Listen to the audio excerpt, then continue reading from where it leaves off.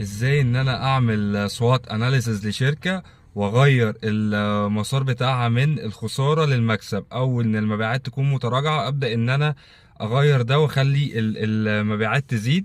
طيب سوات اناليسز هو اختصار ل SWOT. ال S strengths، ال W weakness، ال O opportunities، ال T threats. طيب يعني قوة، ضعف، فرص، تهديدات. فانا هديكم مثال، يعني مثلا شركه كوكاكولا جت في 2015 الاسهم بتاعتها وقعت بشكل كبير والمبيعات تراجعت بشكل كبير جدا. بداوا ان هم يعملوا سوات اناليسز للموضوع. ايه نقط القوه بتاعتنا؟ احنا نقط القوه بتاعتنا دلوقتي ان احنا اسمنا كبير في السوق، وبقالنا كتير والناس بتحبنا، وبنقدر ان احنا ننتشر في الاسواق ونوزع بشكل قوي جدا.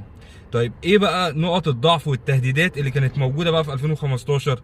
اول حاجه كان التغيرات بتاعه العمله غير مستقره، فعملت لهم مشكله. تاني حاجه السلوك بتاع المستهلك بتاعهم او الكلاينت بدأ ان هو يتغير. الناس لا، احنا ما بنحبش بقى المشروبات الغازيه، وبنتجه للهيلسي، وبنتجه للحاجات المفيده والكلام ده كله.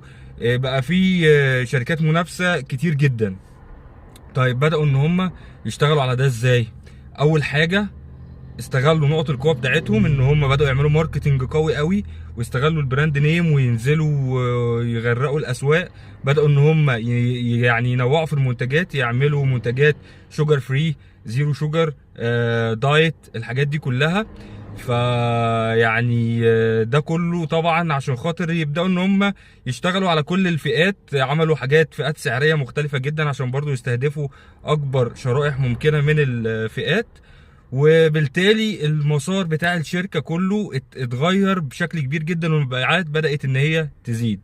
طيب ده برضو موجود في العقارات، ان انا دلوقتي الشركة في كومبيتيشن، انا في شركات منافسة عمالة نازلة باسعار انظمة سداد تكسير، مش عارف اكمبيت. ببدأ ان انا اشوف بقى ايه نقط القوة اللي عندي. هل انا عندي سابقة اعمال؟ هل ان انا عندي كونستراكشنز؟ هل ان انا عندي حافظة اراضي كويسة؟ الحاجات دي كلها. وابدا ان انا اشوف ايه الويكنس بوينتس والتهديدات والحاجات دي كلها. وابدا ان انا النقط الضعف احاول ان انا اعالجها او اداريها، او يعني اوجد لها حلول. وفي نفس الوقت استغل الفرص، يعني مثلا حته زي الفرصه بتاعت الشهادات البنكيه اللي اتفكت دي، فرصه كويسه جدا. المفروض ان حد يعني يشوف الفرصه دي، يبدا ان هو يكاتش ببيمنت معينه باي حاجه، اللي هو يستغل الفرصه دي. التهديدات بقى بتبقى من المنافسين والكومباتيتورز والناس دي كلها. ببدا ان انا يعني اكمبيت معاهم ببيمنت، بسعر، باي حاجه، بحيث ان انا ابدا ان انا ازود المبيعات وازود الحركه بتاعت البيع.